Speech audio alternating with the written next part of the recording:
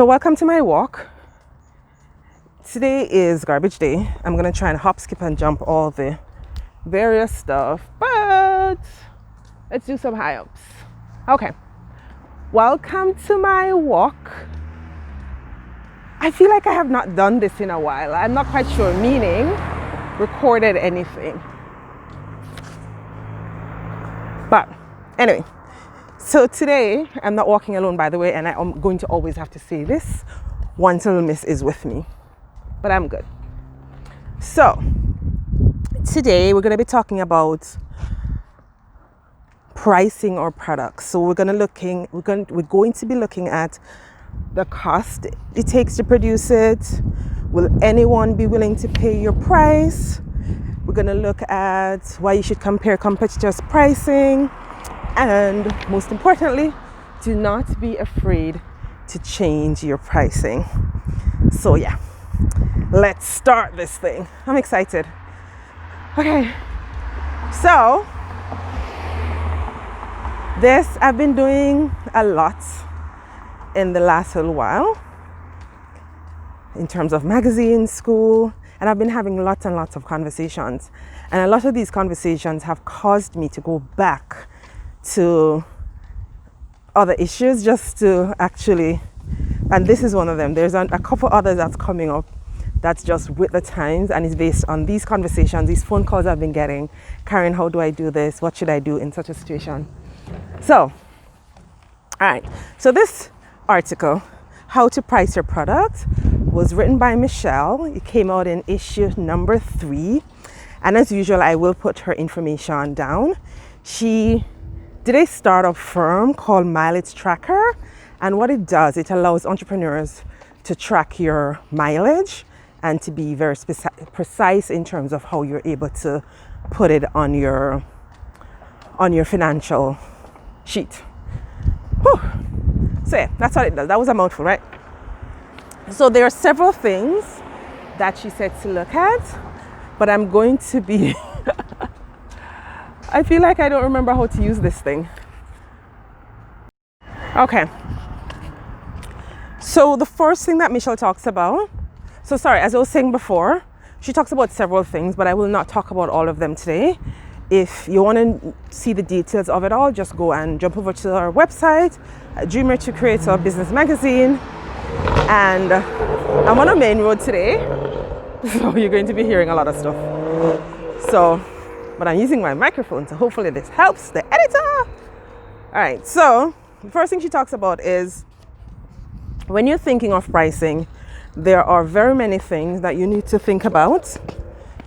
I want to cross over. There's so many things to think about in terms of, okay, let's go down here because I'm not liking this. So there are many things that we need to think about in terms of pricing. Number 1, the cost to produce. So this is usually the easy part because come is next door. Sorry, other side of the road. So usually this is straightforward in the sense that you look at your raw materials, you look at your tools, your space, your labor. There's direct and indirect cost. What does it cost you to produce? And that one, really, really easy to just jot down anything. It gets a little bit more complicated after that. The next question, and another thing that is not a part of the cost to produce, but it's part of the cost that you need to contemplate, is your marketing. All right? So, I won't jump into marketing too much, but what she says though, number 2, the point that you need to think about, once you have done your cost to produce, once you have done your marketing, your promotions, whatever, all those costs, will anyone be willing to pay your price? Now, this is what matters, right? So, all right, so will anyone pay your price? Now, so your product cost is your cost, your final cost is going to be your product cost and your marketing, right?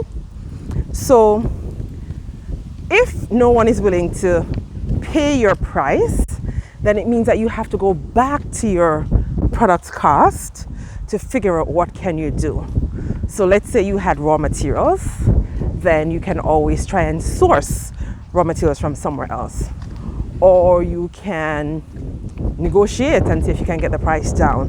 What can you actually reduce? That's really important to think about all the things that you're doing.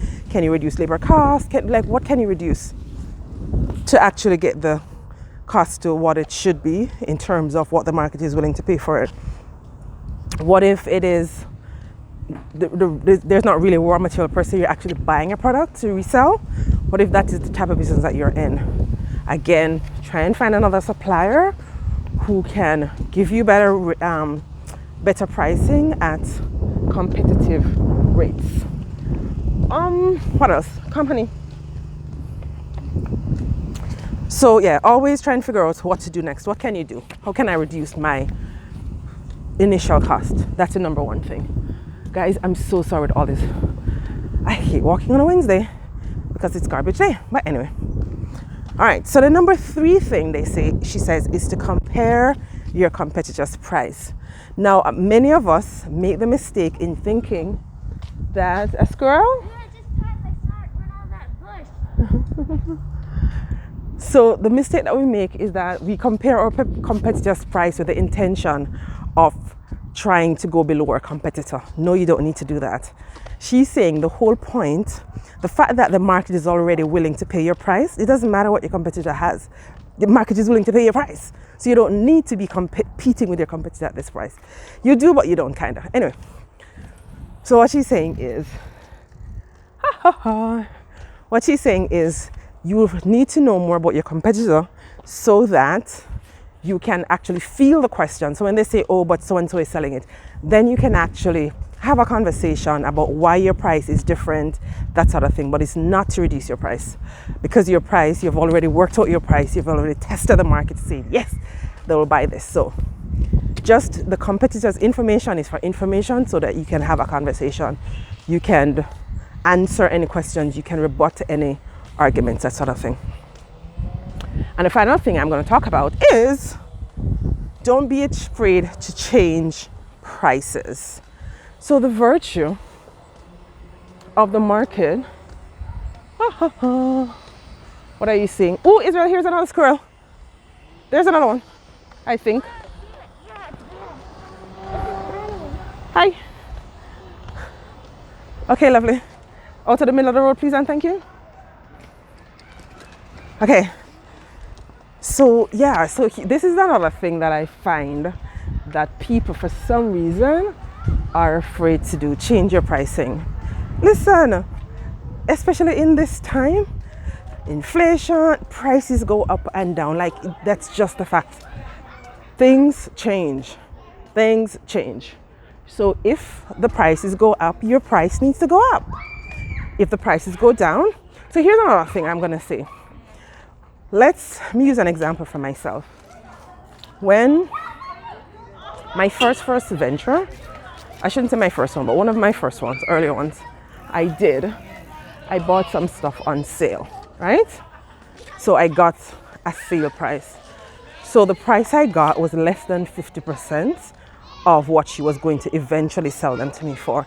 Now, I had this information. A lot of people don't usually have this information, but I had it. Let's go down this road. But I had that information, right?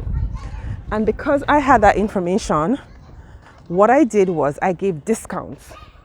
So whether or not you have the information, once you've done your research, you will know that even though this is the price that you're getting it for, this is not normal. You will know that. Keep that in mind.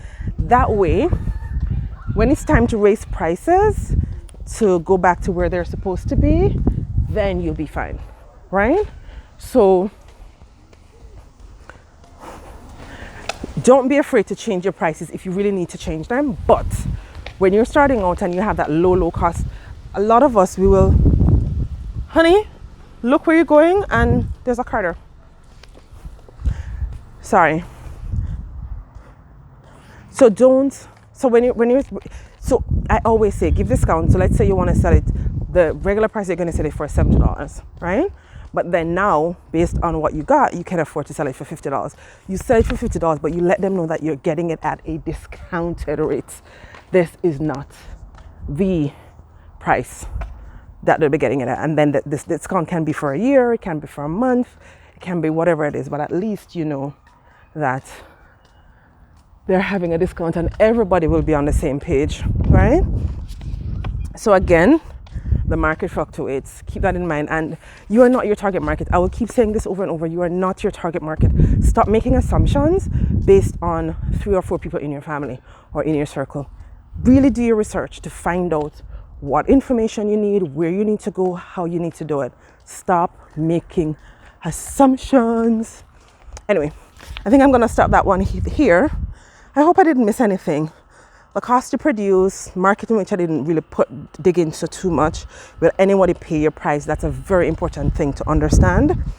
And compare your competitor's price. Compare what you have to your competitor's price so you can have that conversation. And finally, don't be afraid to change prices, to change your prices. I cannot stress that enough. Anyway, I hope you enjoyed this walk. I hope you enjoyed my ramblings. And I like to ramble. I really do enjoy this. And I hope you are enjoying it too. And more importantly, we're in a time where exercise is so much more important than ever. It really, really matters. So exercise, exercise, exercise. And please like, share, and subscribe. And I'll see you on the next video.